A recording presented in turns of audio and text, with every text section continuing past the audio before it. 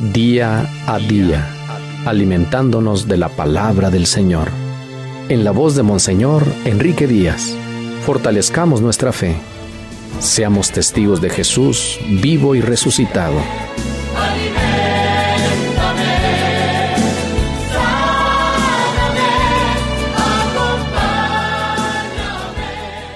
27 de junio, domingo 13º del tiempo ordinario.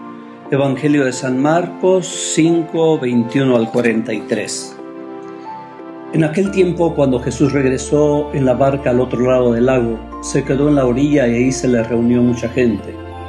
Entonces se acercó uno de los jefes de la sinagoga, llamado Jairo. Al ver a Jesús, se echó a sus pies y le suplicaba con insistencia: «Mi hija está agonizando, ve a imponerle las manos para que se cure y viva». Jesús se fue con él y mucha gente lo seguía y lo apretujaba. Entre la gente había una mujer que padecía flujo de sangre desde hacía 12 años. Había sufrido mucho a manos de los médicos y había gastado en eso toda su fortuna, pero en vez de mejorar había empeorado.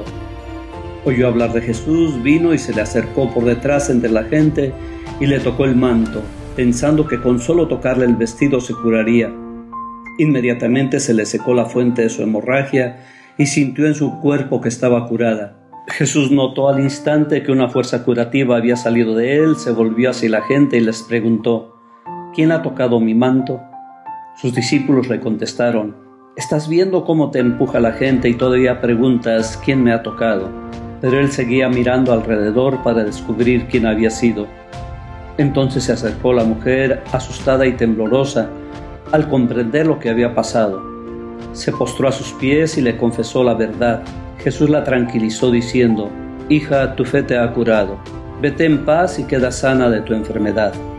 Todavía estaba hablando Jesús cuando unos criados llegaron de casa del jefe de la sinagoga para decirle a éste: «Ya se murió tu hija, ¿por qué sigues molestando al maestro?». Jesús alcanzó a oír lo que hablaban y le dijo al jefe de la sinagoga: «No temas, basta que tengas fe». No permitió que lo acompañaran más que Pedro, Santiago y Juan, el hermano de Santiago. Al llegar a la casa del jefe de la sinagoga, vio Jesús el alboroto de la gente y oyó los llantos y los alaridos que daban. Entró y les dijo: «¿Qué significa tanto llanto y alboroto? La niña no está muerta, está dormida». Y se reían de él. Entonces Jesús echó fuera a la gente y con los padres de la niña y sus acompañantes entró a donde estaba la niña, la tomó de la mano y le dijo: «Talitá cum», que significa: «Óyeme niña, levántate». La niña, que tenía 12 años, se levantó inmediatamente y se puso a caminar. Todos se quedaron asombrados. Jesús les ordenó severamente que no le dijeran a nadie y les mandó que le dieran de comer a la niña. Palabra del Señor. Graves cifras arroja el último censo sobre la realidad de nuestras familias. Muchas familias destruidas, fragmentadas y con frecuencia la mujer sola para sostener y educar a los hijos. Además, se enfrenta no solo las dificultades propias del trabajo, la casa, la fábrica o la educación de los hijos, sino también la discriminación, desprecio y obstáculos que nuestra sociedad le opone. ¿Es verdad que tienen los mismos derechos y oportunidades hombres y mujeres? Hay milagros y acciones de Jesús que para nuestra mentalidad parecen grandiosos, pero que no alcanzan a reflejar todas las dificultades y situaciones especiales en que fueron realizados. Hoy se presentan estos dos milagros con un contenido profundo. Por principio de cuentas, las beneficiarias de estos milagros en ambos casos son mujeres. Pero son dos mujeres sobre las que ha caído la desgracia de ser condenadas por la legislación y costumbres judías. La esterilidad, la enfermedad y la muerte sin hijos son vistas como castigo divino y como condena por los pecados. Una mujer que padece un flujo de sangre durante 12 años y una niña que muere a los 12 años sin alcanzar la plenitud de la vida y sin dejar descendencia son vistas como impuras y dignas de castigo. Para Jesús no es así. Para Él no existe esta marginación social que imponían estas comunidades a la mujer y que se ven acrecentadas por la enfermedad y por la muerte. Nos llegan la palabra y el ejemplo de Jesús juntamente con las noticias que dan cuenta de la grave situación de prostitución, de trata de personas en muchas de nuestras ciudades. Con escándalo se da a conocer que niñas, niños y adolescentes son sometidos a violaciones y se convierten en mercancía de gente sin escrúpulos que solo buscan su propia ganancia.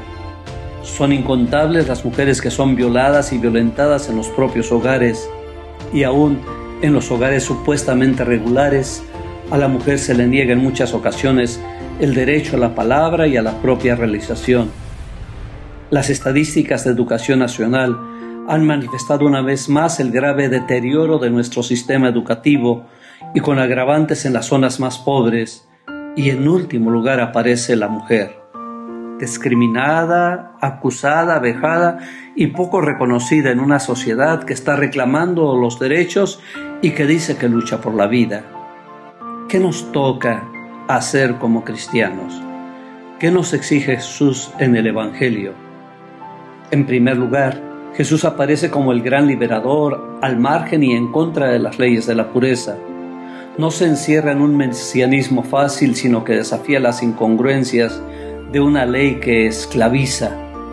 En los dos casos, transgrede, libera y supera una religión legalista que está incapacitada para curar y dar vida.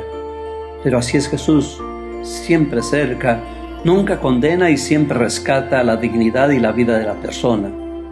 Busca hacer el bien y valora a cada persona, aunque ello le traiga problemas. Pero además lo hace de una manera muy discreta, como si él no estuviera propiamente implicado, sino que deja el protagonismo primero a la mujer enferma y después al padre de la niña. Es más, resalta la fe de cada uno de ellos y el milagro sucede porque han tenido fe.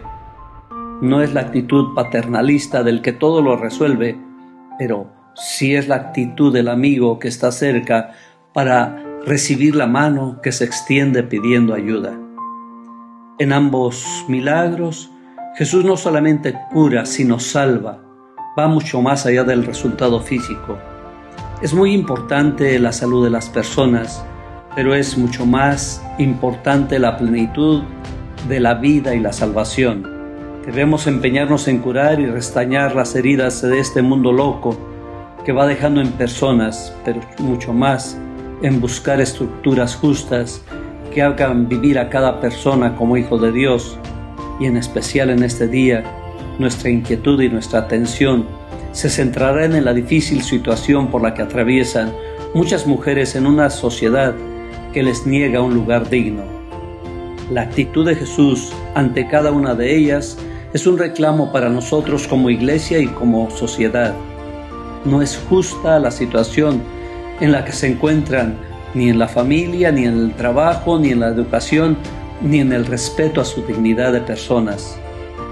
A la sugerencia de no molestar más a Cristo frente a la muerte de la niña, Cristo responde con una palabra alentadora: no temas, basta que tengas fe. Para quienes dicen que no hay nada que hacer y se hunden en el pesimismo, son estas mismas palabras.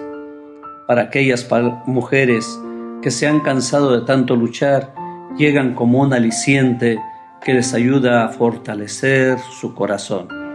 Las palabras de Jesús que rescatan de la muerte a aquella niña siguen sonando para todas las mujeres que sienten que han perdido el rumbo y que no tienen alientos para levantarse. Niña, levántate. Es cierto que es duro el camino, es cierto que la sociedad no da nada, es cierto que parecería más fácil caer en el oropel de una vida fácil y concorde a una sociedad consumista. Pero la palabra de Jesús tiene la virtud de levantarnos, de devolvernos la esperanza y nuevamente buscar una vida más digna y llena de salvación. Tenemos la gran tarea como discípulos de Jesús de imitar a nuestro Maestro. Debemos construir nuevas situaciones de respeto y dignidad para cada uno y cada una de sus hijos e hijas. También a nosotros nos pide que nos levantemos, que tengamos fe, que no nos dejemos dominar por el miedo y las ataduras de una tradición. Sigamos la palabra y el ejemplo de Jesús. El Señor te bendiga en nombre del Padre, y del Hijo, y del Espíritu Santo.